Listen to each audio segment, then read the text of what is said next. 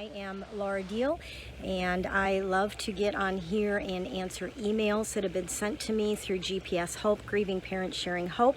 And today, actually, there are several emails I've had recently about the same thing.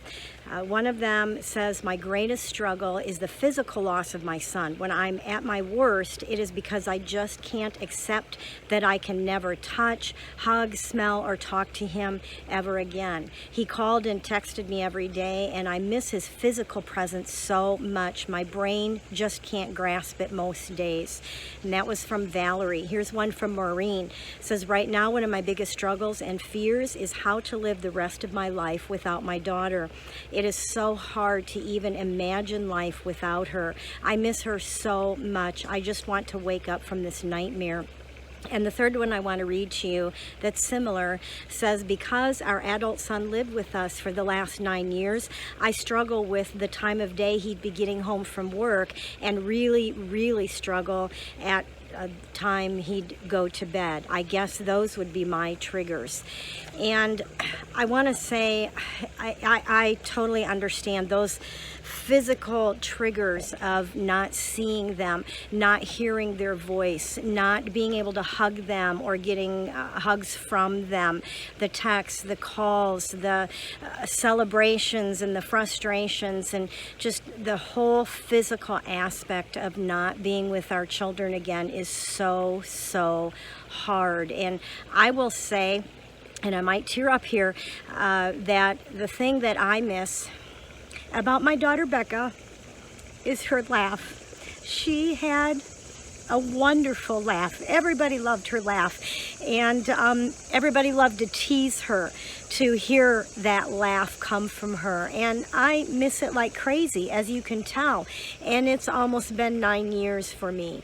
And what I want to share with you is that it will get better. The beginning, it's true, it is so hard, and you're right, you can't imagine never having that again here on earth, and it's tormenting, it is. But I want to tell you that it's not as time goes by. People will say time heals all wounds, and I don't believe that, especially the wounds of the grief of the death of our child. It's what you do in that time. You have to be active to work through the darkness and work through the grief. And there's a back and forth. You can feel like maybe I'm starting to accept it, maybe I'm starting to get better, and I finally didn't cry today when I thought of this, or this part of the routine didn't happen, and you think maybe I'm getting somewhere, and then all of a sudden you get hit and it comes crashing at you again. And it's just going to happen. That is part of our grief journey.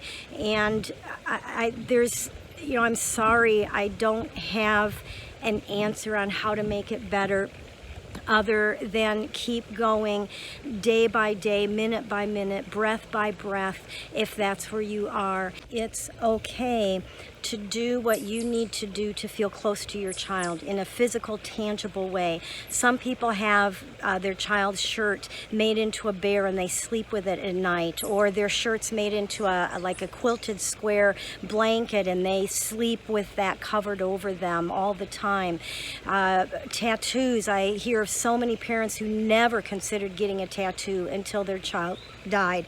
Maybe wearing some of their jewelry all the time, having just different things that connect us to our child and their life and how we miss them. And that's also a normal part of the grieving process. So if you need to do something like that to help you feel close to your child as you are going through this grieving process, that's okay. And if it helps, a lot of experts will say that anything from 1 to 5 years is considered fresh grief for a parent who's lost a child.